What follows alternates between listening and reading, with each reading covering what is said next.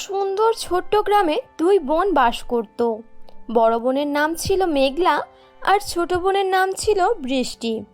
মেঘলা ছিল দেখতে অপূর্ব সুন্দরী, তার সোনার মতো ত্বক আর ঝলমলে চুল ছিল। অন্যদিকে বৃষ্টি দেখতে কালো হলেও তার চোখে ছিল বুদ্ধির ঝিলিক আর মনে ছিল অগাধ দয়া। তাদের মা ছিলেন এক সাধারণ গৃহিণী। মেঘলা মায়ের প্রিয় ছিল, কারণ সে ছিল খুবই সুন্দরী, আর বৃষ্টি ছিল পরিবারের সব কাজের দায়িত্বে। ঘরের সমস্ত কাজ বৃষ্টিই করত, মেঘলা তেমন একটা কিছুই করত না। হ্যালো বন্ধুরা, গল্পটি দেখার আগে তোমার নামটা কি সেটা কমেন্টে লিখে জানাও। আর হ্যাঁ, চ্যানেলটিকে সাবস্ক্রাইব করে দিও। মেঘলা মা, তুই না থাকলে বাড়ি আমার অন্ধকার মনে হয়। আর বৃষ্টি, তুই একটু সুন্দর হলে কি এমন ক্ষতি হতো রে? তোকে দেখতে কেমন দেখায় বলতো? ভালো লাগে না তোর দিকে তাকাতে। মা, মন যদি সুন্দর হয় তাহলে চেহারা ততটা গুরুত্বপূর্ণ নয় মা। আর তুমি আমাকে এভাবে কেন বলছো? আমিও তো তোমার মেয়ে মা। ওকে এত ভালোবাসা দিয়ে কথা বলো আর আমাকে এমন অপমান কেন করো মা? তোর এই কথাগুলো শোনার পর তো আয়নাও ফেটে যাবে। তুই এই কথাগুলো কিভাবে বলিস বলতো? তোর কি লজ্জা করে না? মায়ের এ ধরনের কথা শুনে বৃষ্টির চোখে জল আসতো, কিন্তু সে কিছুই বলতো না। সে জানতো তার মনোযোগ অন্যদিকে দিতে হবে। একদিন বৃষ্টির মা তাদেরকে বলল,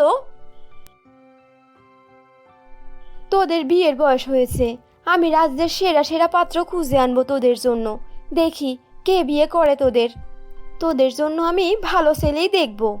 রাজপুত্ররা নিশ্চয়ই আমাকেই বিয়ে করতে চায়, কিন্তু মা, বৃষ্টির কি হবে? ওকে কে বিয়ে করবে?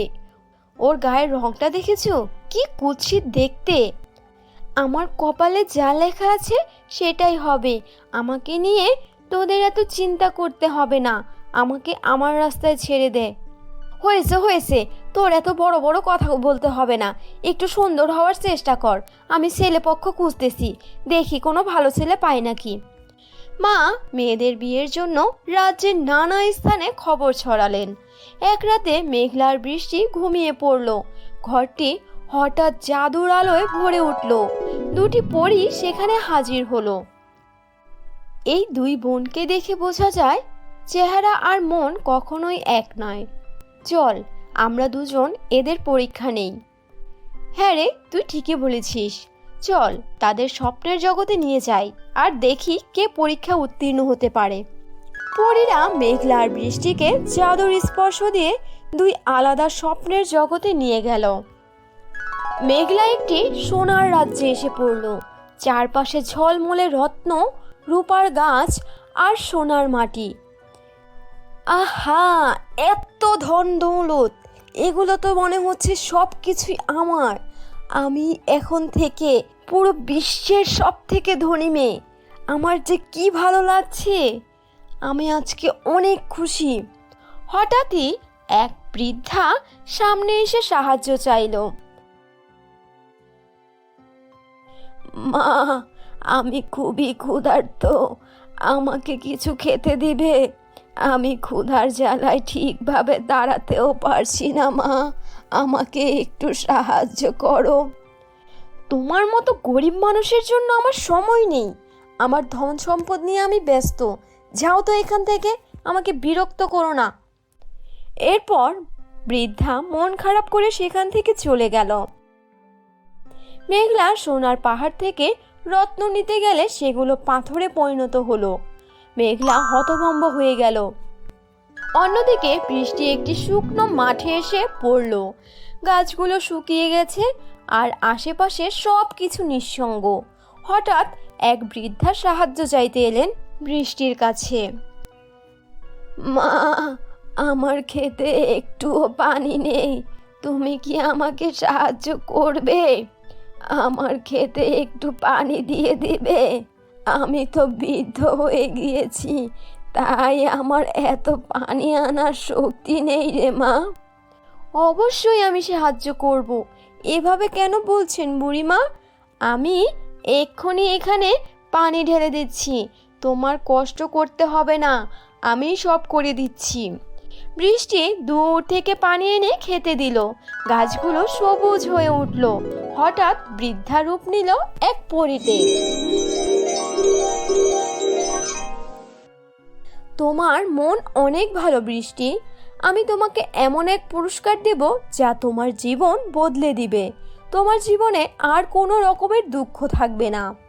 পরী একটি জাদুর কাকন দিলেন আর বৃষ্টিকে বললেন, যখনই তুমি কারো উপকার করবে এটি তোমার জন্য অনেক বেশি সুখ এনে দিবে। তোমার সুখের শেষ থাকবে না। পরদিন সকালে মেঘলা আর বৃষ্টি ঘুম থেকে উঠল। মেঘলা আয়নায় নিজেকে দেখে চমকে উঠল। তার রূপ অনেক ম্লান হয়ে গিয়েছে আর বৃষ্টি দেখতে আরো বেশি সুন্দর হয়ে গিয়েছে।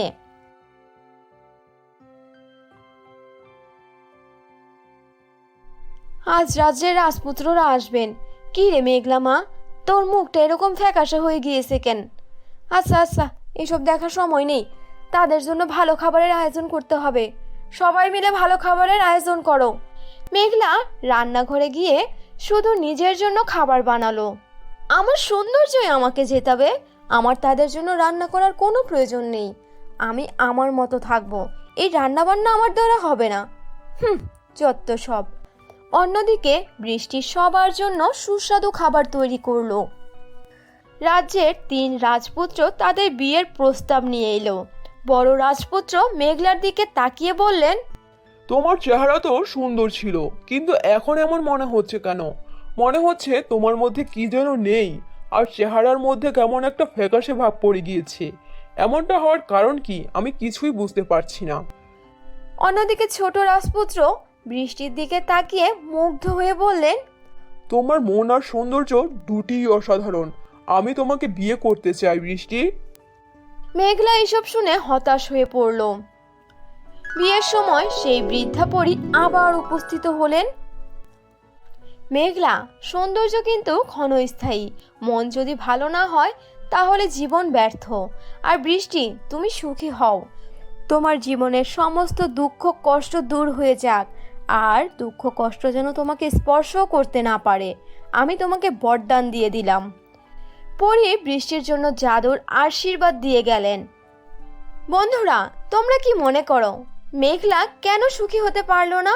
আর বৃষ্টির কোন গুণ তাকে সবচেয়ে বেশি সুন্দরী করে তুললো আর এত বেশি সুখী করে তুললো? কমেন্টে কিন্তু লিখে জানাতে ভুলবে না।